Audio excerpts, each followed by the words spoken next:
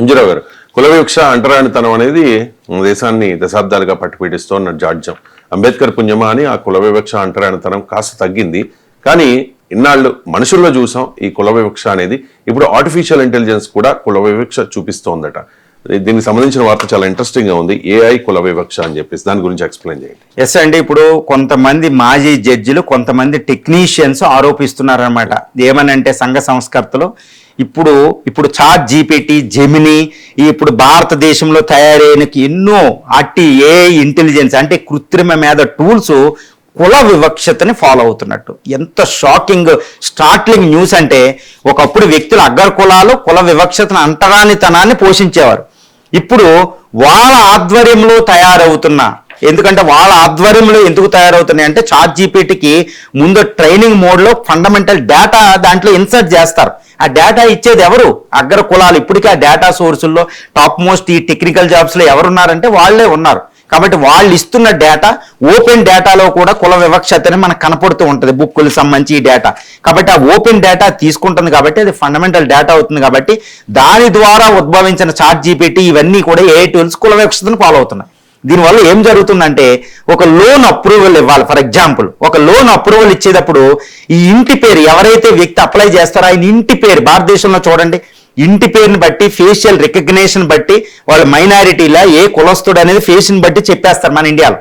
ఈ సర్నేమ్, ఇంటి పేరుని బట్టి ఏ కులస్తుడో చెప్పేసుకుంటారు. ఎందుకంటే భారతదేశంలో ఒక దౌర్భాగ్యం ఉందండి. నా పక్కన ఇది పేరు పక్కన క్యాస్ట్ని సంబోధించుకోవడం. అది భారత రాజ్యాంగం ఆర్టికల్ 18 ప్రకారం మాత్రం బ్యాన్ చేయాలి. ఎవరు భారతదేశం సుప్రీంకోర్టులో ఇది పిల్లి వేయడం లేదండి. పిల్లి వేస్తే ప్రజా ప్రయోజన వాద్యం భారతదేశంలో ఆర్టికల్ 18 ప్రకారం ఇస్తే ఇది తీసిపడేయాలి. ఎందుకంటే ఒకటి గుర్తు పెట్టుకోవాలి, భారతదేశంలో టైటిల్స్ ఉండవు. నేను మహారాజా, సర్ల్ అనే బిరుదులు ఉపయోగించకూడదు. పద్మశ్రీ వచ్చిన పద్మశ్రీ అనే పక్కన ఉపయోగించకూడదు. కానీ మనుషుల పేర్లు పక్కన నేను ఇది చౌదరి, గౌడ, ఇది అది, రెడ్డి ఇవన్నీ ఉపయోగించుకుంటాం. దుబే చూసారా, భారతదేశంలో రాయ్ ఇవన్నీ ఉపయోగించుకోవడాలి. మోడీలు ఇవన్నీ నా కులం ఇదే అని చెప్పుకోవడం అనమాట. ఈ దౌర్భాగ్యం ఉండడం వల్ల ఇప్పుడు ఏఐ టూల్స్ అవి తీసుకుంటుంది. ఈ సర్నేమ్ని బట్టి ఇది ఏ కులస్తులో తీసుకుని లోన్ అప్రూవల్లో ఇవ్వకపోవడం, లోన్ అప్రూవల్ వాడికి ఇవ్వడంలా.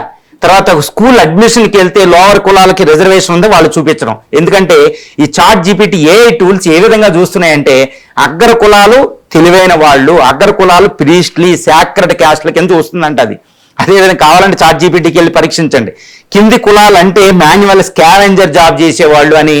ఈ రోజు ఏఐ టూల్సే కుల వివక్షత ఫాలో అవుతుందంటే భవిష్యత్తు ఎలా ఉండబోతుంది ఒకటి అనమాట. ఒకటి వరం అని, సాఫ్ట్వేర్ వచ్చిన తర్వాత చాలా కుల వివక్ష తగ్గింది ఇండియాలో.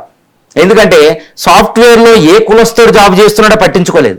కానీ ఇప్పుడు ఏ సాఫ్ట్వేర్కి అడ్వాన్స్డ్గా వచ్చిన ఏ టూల్స్ మళ్ళీ కుల వివక్షత అంటే ఏంటి, ఏదైనా కుట్ర జరుగుతుందా అంటే అగ్ర కులాలు ఈ కుల వివక్షత పోకూడదని ఇన్సర్ట్ డేటా చేస్తున్నారా, అది కూడా మనం కొట్టిపారేయలేం.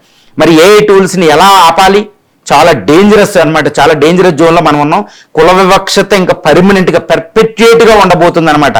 చాలా డేంజర్. అందుకనే డీకాస్ట్ లాంటివి అనే ఒక యాప్స్ డెవలప్ చేసుకోవాలి. తర్వాత ట్రాన్స్పరెన్సీ, పారదర్శకత ఉండే విధంగా చెక్ చేయాలి. తర్వాత ఏ ఆడిటింగ్ జరగాలని అందరూ కోరుకుంటున్నారు. మరి భారత ప్రభుత్వం ఈ మీద ఎటువంటి చర్యలు తీసుకుంది? ఇప్పుడు ఏ ఇంపాక్ట్ సమ్మిట్లో ఈ విషయాన్ని చర్చిస్తున్నారా అనేది కూడా మనకి చాలా ఇంపార్టెంట్. ఏ వల్ల డేంజర్ అంటున్నారు. కానీ భారత సమాజంలో అంటరానితనం, రాజ్యాంగం బ్యాన్ చేసిన అంటరానితనం మళ్ళా రాబోతుందా అంటే, మళ్ళీ అంబేద్కర్ ఆశించిన ఎనిహిలేషన్ ఆఫ్ క్యాస్ట్ కనుమరుగవబోతుందా? మహాత్మా గాంధీ ఆశించిన సమాజం కనుమరుగవబోతుంది అంటే, ఇదిగోండి ఏ టూల్సే క్యాస్ట్ అంటరానితనాన్ని ఫాలో అవుతున్నాయంటే ఎంతటి భయంకరమైన డేంజర్లో మనం ఉన్నామో తెలుస్తుంది అనమాట.